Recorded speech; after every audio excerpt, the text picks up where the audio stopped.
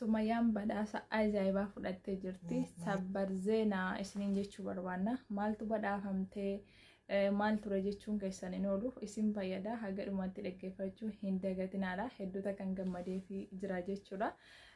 Namni takka hojjetee yoo milkaa'e, hojjetee yoo jijjiirame namni kamuu nama gammaduu qaba. Isiniin jechuu barbaada. Sumayyaa namni hedduun osoo fakkeenya godhachuu barbaadanii fakkeenya godhachuu dandeessu. Maaliif dhugumatti dubartii jabduudha. Dubartii hojjettee hojii mul'attuudha.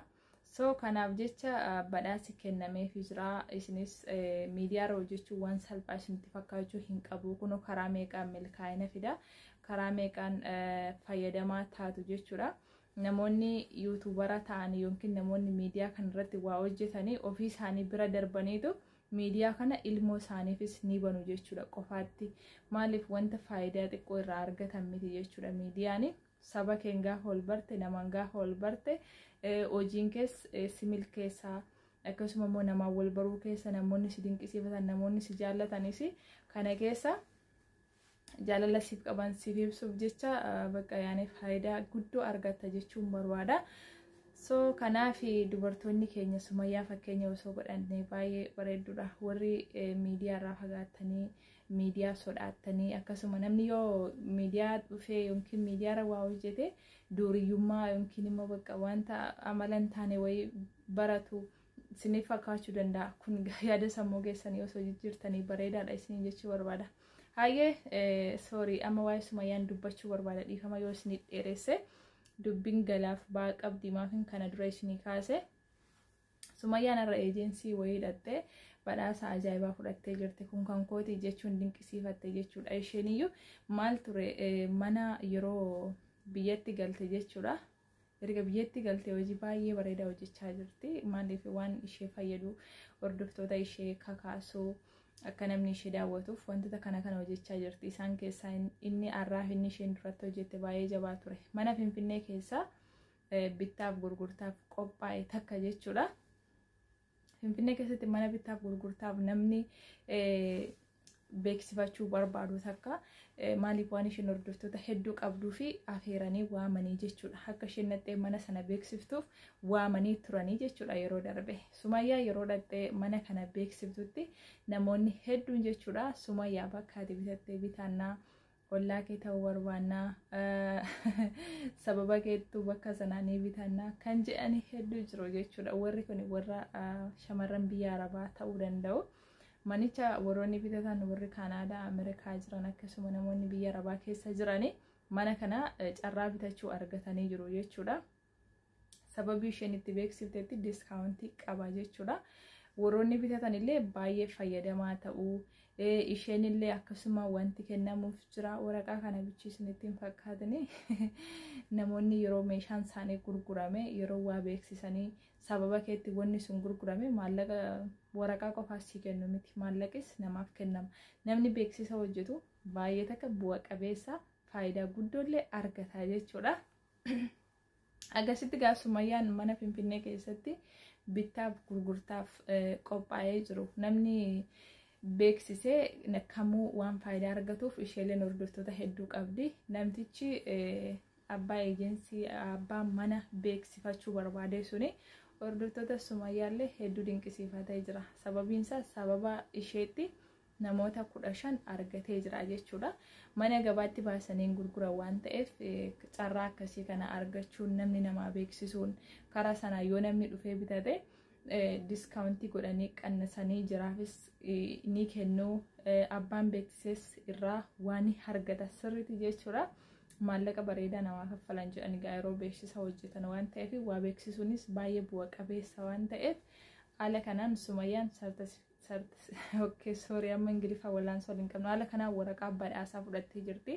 Galatoomii nu beeksisuu keetiif faayidaa guddoo argannee jira yookiin akka manni keenya gurguramuuf carraa nuuf bantee jirtaa jedhaniitu ammas waamuutiin manni wanta kabajaa waraqaa kabajaa galateeffannaa Sumayyaaf kennanii isheen sarpiraayisii taate kun dhuguma kan qooti jettee jirti jechuudha.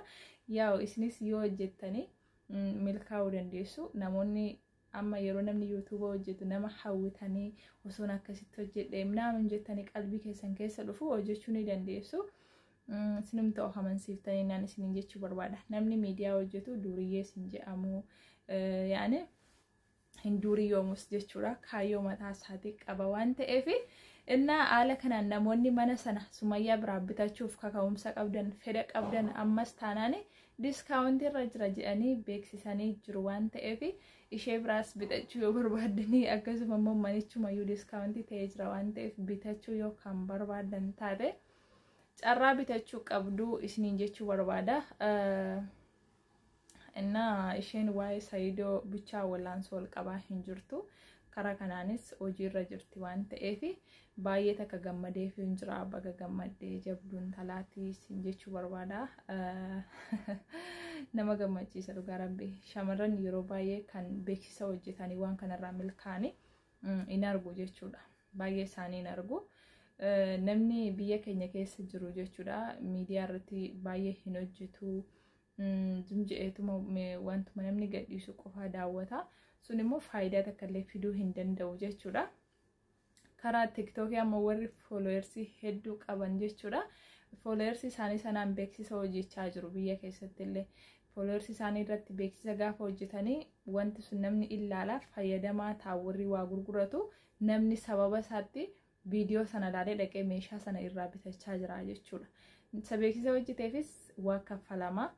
Warri gurgurates faayidaa argatu.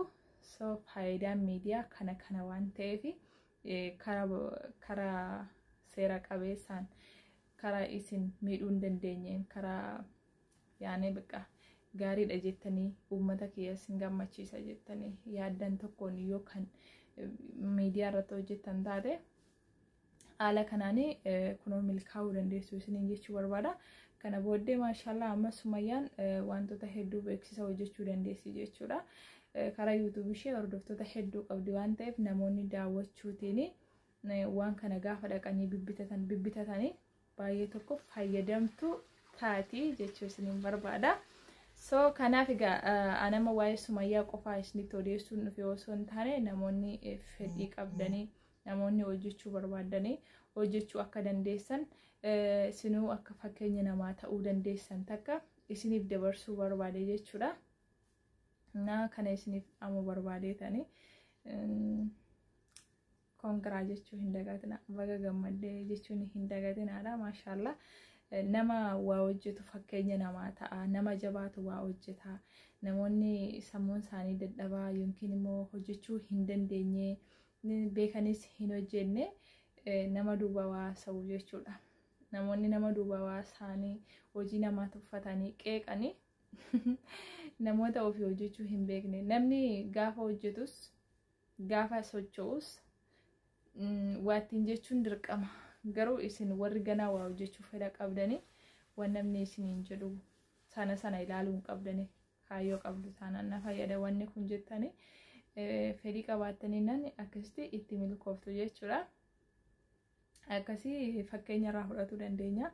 Gammannee fi jirra galatoomaa isiniin jedha.